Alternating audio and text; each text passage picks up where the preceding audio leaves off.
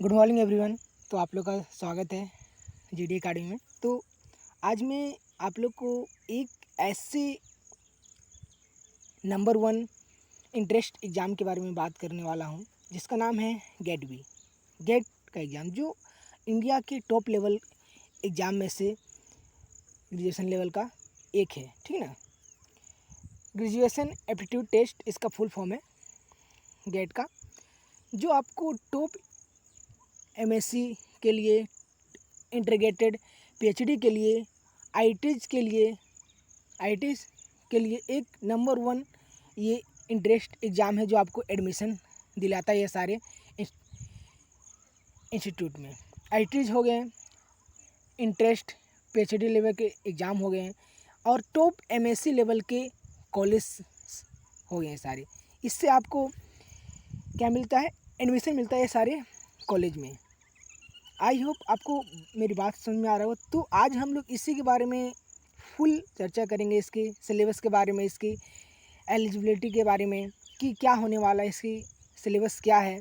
तो आइए हम लोग बात करते हैं कि इसकी सिलेबस क्या होने वाला है, एलिजिबिलिटी क्या होने वाली है, ठीक ना। तो साथ ही ये एग्ज़ाम आपको क्वालिफाई करने से आपको सालाना जो फेलोशिप मिलता है, आपको मिनिमम 50 से 60 हज़ार फेलोशिप मिलता है, ठीक ना। तो चलिए इसकी बात करते हैं एग्ज़ाम स्ट्रक्चर और पैटर्न की। तो ये 2 लेवल में एग्ज़ाम होता है, सेक्शन ए और सेक्शन बी।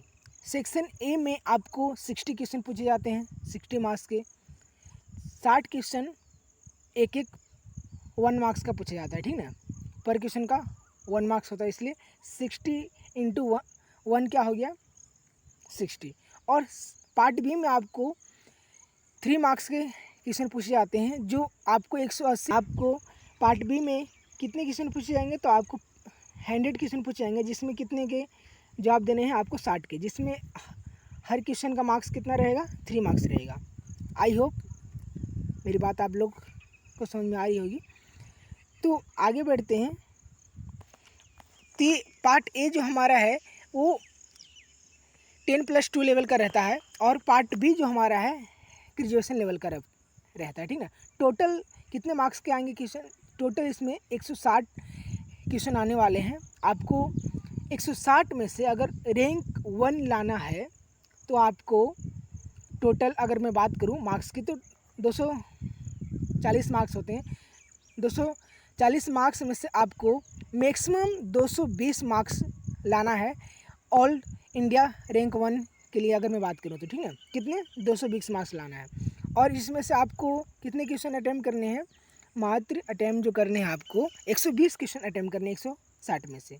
चलिए तो आगे बात करते हैं एलिजिबिलिटी और एप्लीकेशन की, इसके बारे में बात करते हैं। तो ये एग्ज़ाम कौन कौन दे सकते हैं? ये एग्ज़ाम जो है इंडिया के जितने भी हमारे स्टूडेंट्स हैं, ग्रेजुएट जिन्होंने पास आउट कर चुका है, मैक्सिमम है ग्रेजुएट, जिन्होंने ग्रेजुएट पास आउट कर चुका है, ये एग्ज़ाम के लिए क्या है, वो एलिजिबल है, वो इस फील्ड में एग्ज़ाम दे सकते हैं बायोटेक्नोलॉजी में से, ठीक ना।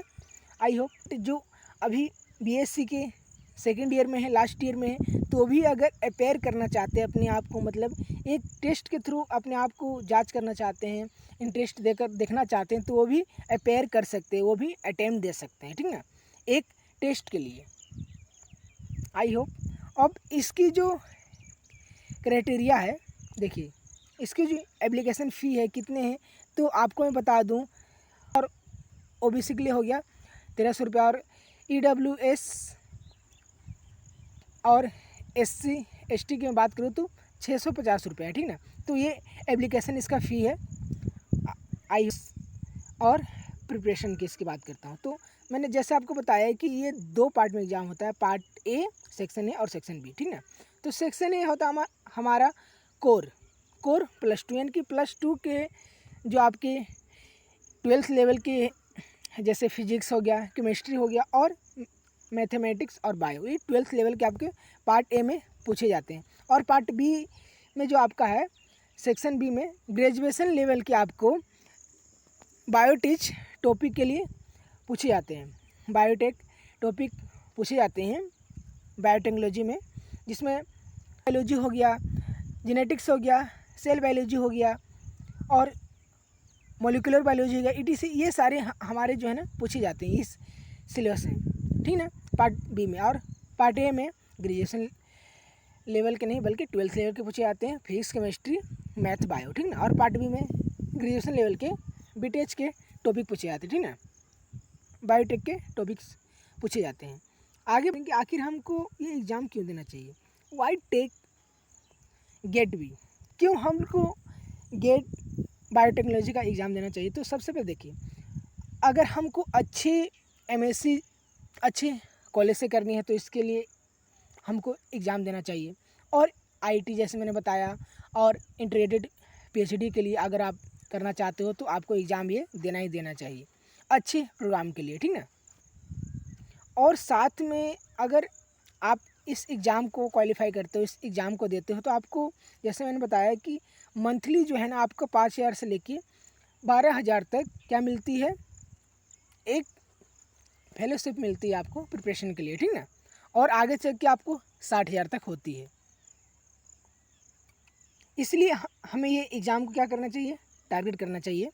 गेट बी का नोटिफिकेशन जो है ये कब आता है, इस एग्ज़ाम का नोटिफिकेशन जो NTA जाहिर करता है, और इसका नोटिफिकेशन फरवरी से मार्च के बीच में आ जाता है।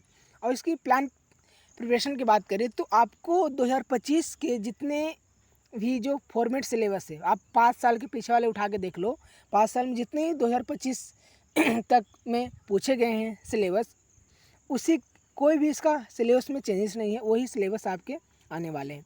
और जैसे मैंने आपको बताया कि ये स्टडी जो है शेड्यूल 2 पैटर्न में है, पार्ट सेक्शन ए और सेक्शन बी। सेक्शन ए आपको 10+2 फाउंडेशन के लिए आपको हो जाएगा, और पार्ट बी हो जाएगा आपको जो ग्रेजुएट लेवल के बायोटेक्नोलॉजी के टॉपिक्स जो हमारे हैं ये सारे हो जाएंगे, ठीक ना, पार्ट बी में। और इसीलिए हमें एग्ज़ाम देना ही चाहिए बिल्कुल। हमें कौन कौन से डॉक्यूमेंट्स की ज़रूरत पड़ेगी तो आपको मैंने बता चुका है कि ग्रेजुएशन लेवल का आप एग्ज़ाम दे रहे हो तो आपको ग्रेजुएशन का सर्टिफिकेट चाहिए, कैरेक्टर सर्टिफिकेट चाहिए, ID चाहिए, सारी चीज़ चाहिए एप्लीकेशन को, फॉर्म को अप्लाई करने के लिए, ठीक है। और रजिस्टर एंड अप्लाई आपको इसी अपने ही पोर्टल से करना है, इसी की वेबसाइट से आपको करना है। एग्ज़ाम के बारे में आपको क्लैरिटी मिल गई होगी कि एग्ज़ाम क्या होता है, कैसे पूछा जाता है, किस प्रकार से आते हैं क्वेश्चन, इसके देने के क्या फ़ायदे हैं। आई होप आपको पूरी तरह इस छोटी सी वीडियो में आपको पता चला होगा। तो थैंक यू, आज के लिए इतना ही। और भी अच्छी तरह आप प्रिपरेशन करना चाहते हो गेट बी के तो मेरे प्लेटफॉर्म पर बने रहो, आपको अधिक से अधिक मटेरियल प्रोवाइड मैं करूँगा, स्टडी मटेरियल्स और भी इंपॉर्टेंट्स टॉपिक्स, इंपॉर्टेंट्स लेक्चर्स में लाते रहूँगा। तो आप बने रहें मेरे इस प्लेटफॉर्म पर, आपका स्वागत है। चलिए, तो आई होप मैं आज के लिए इतना ही रखता हूँ। Take care, bye bye.